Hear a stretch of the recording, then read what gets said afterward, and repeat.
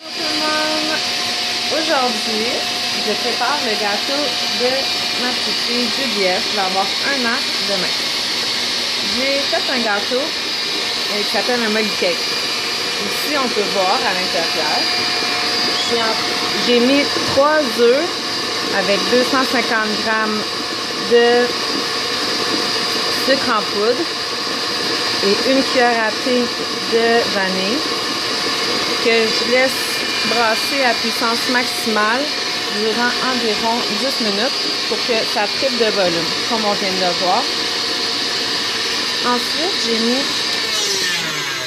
250 g de farine non blanchie avec 8 g de poudre à pâte. Puis, je l'ai mélangé doucement. Et j'ai fait fouetter de la crème fouettée, mais juste assez pour que ça colle sur les branches du malaxeur. Parce qu'il ne faut pas que ça soit monté en pic, sinon ça va mal s'incorporer. Donc, un coup qu'on a fait le mélange, qui a triplé de volume, on le retire. Et on va incorporer au tamis. Voici mon gros tamis.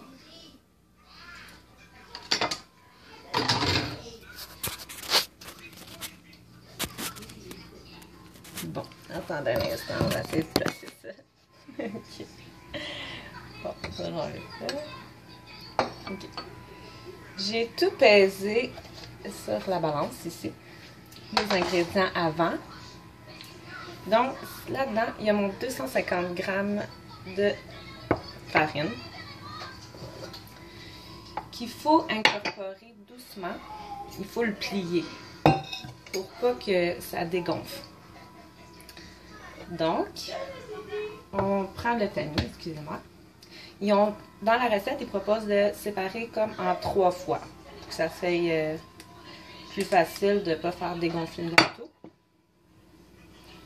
Donc, comme ça c'est plus facile aussi pour en saupoudre avec le tamis pour avoir une belle texture.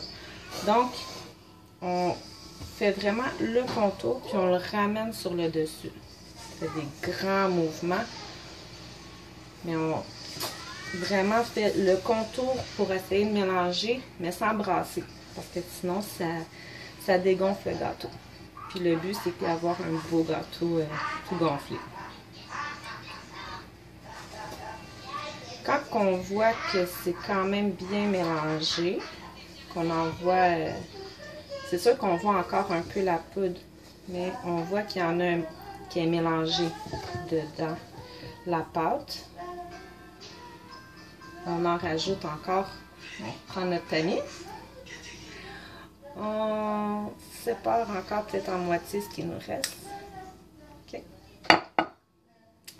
On le brasse. On fait tout tomber ça en petite poudre un peu partout dans le bol. Ensuite, on recommence. On plie. C'est vraiment important de ne pas tourner rapidement. Et de vraiment faire des gros mouvements, racler les côtés pour bien aller chercher toute la farine pour bien la mélanger.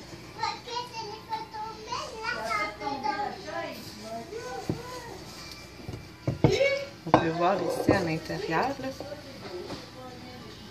Maman, j'en veux un autre accord. Ok, juste un instant. Après, c'est tout. Ok, juste un instant. Je vais juste terminer ça ici. Donc, on met tout le reste.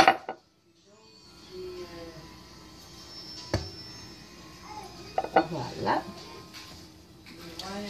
On continue à bien replier. On va jusqu'en fond, on fait le tour. On le ramène. On voit que ça fait comme une grosse pâte.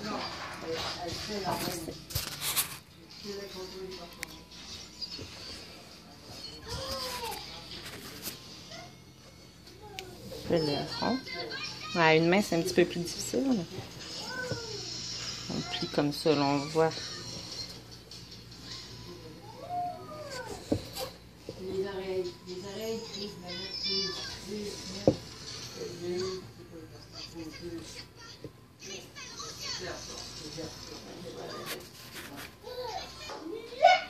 C'est le gâteau pour Judy-Ève. Donc, quand on voit que c'est presque tout incorporé, on peut rajouter la crème fouettée, qui n'a pas été beaucoup fouettée, comme vous pouvez voir.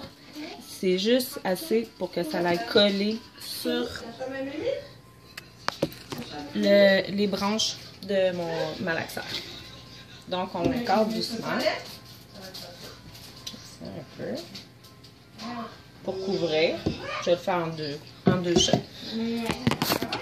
En deux étapes. Donc,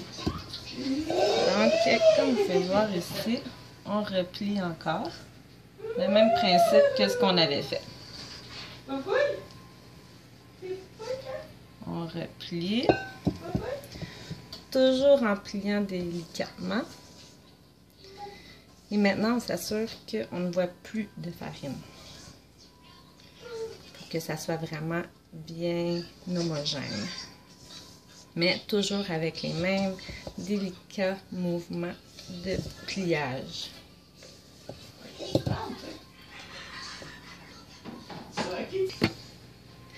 Bon. Donc, j'ai versé tout le restant ici.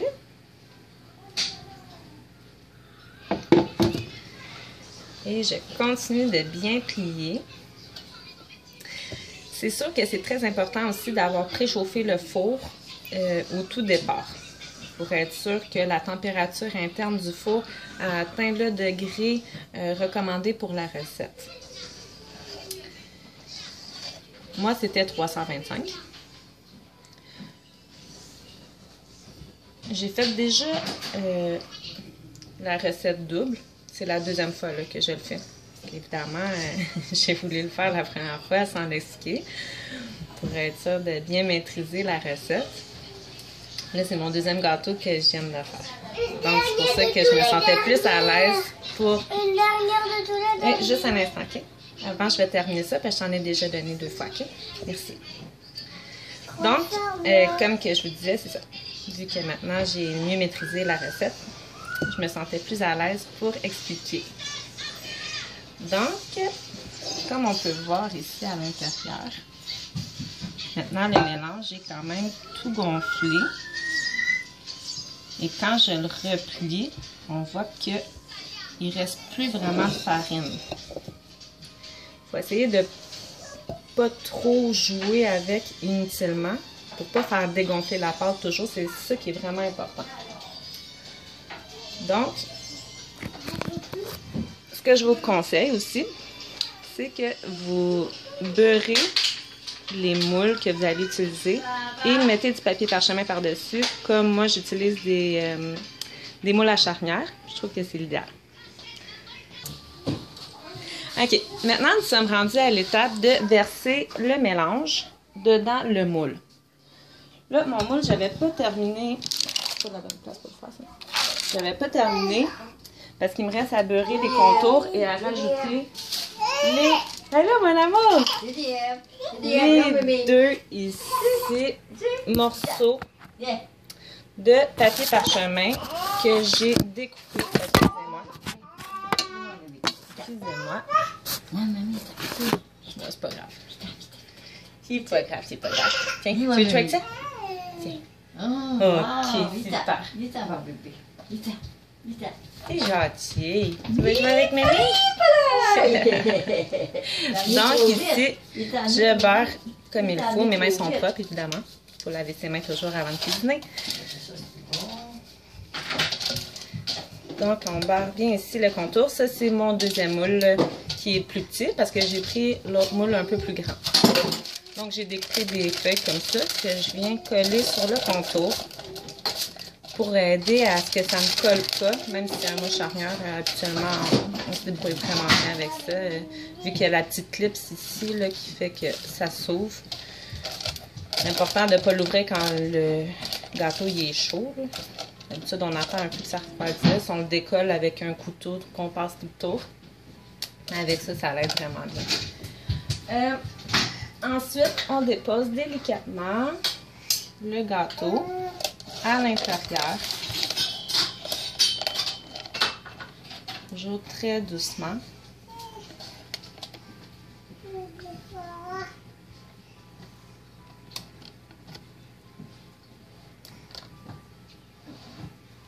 Je sais pas si on va bien utiliser comme ça.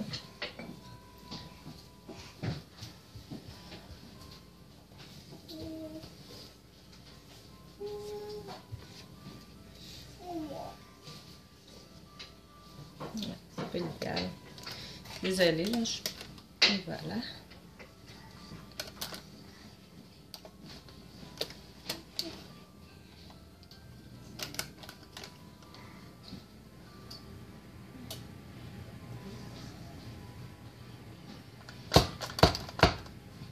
On peut l'étendre aussi pour essayer d'avoir vraiment une surface plate.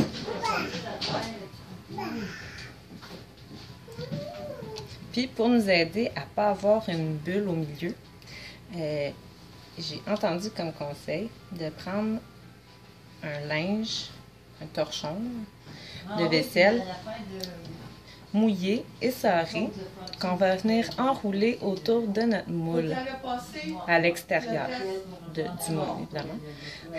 C'est ça que c'est précisé. Je vais vous le montrer. Je l'ai déjà d'ailleurs moulé puis essoré. Pour que je puisse être prête à vous montrer ça. Donc on peut aussi, pour aider, pour enlever les bulles dans le gâteau, taper un peu, comme ça. On peut même utiliser une fourchette ici pour enlever le surplus qui se trouve sur la spatule.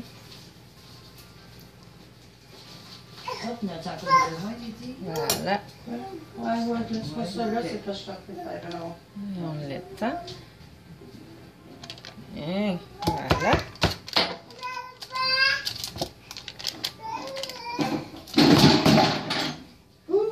Donc, voilà le torchon.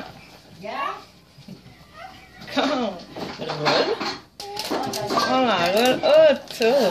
Et on sert des deux petites clips ici pour faire tenir. Ben là, celui-là il est assez, dans le fond, j'ai pas besoin de tenir avec les clips parce que l'autre était plus gros. J'en avais besoin, mais lui, je peux faire un beau petit nœud. C'est supposé faire en sorte d'avoir une surface plate. C'est la première fois que je l'essaye. Je vais savoir en même temps que vous si ça marche. Donc, je m'en vais mettre mon gâteau au four. Je vais mettre mon gâteau au four.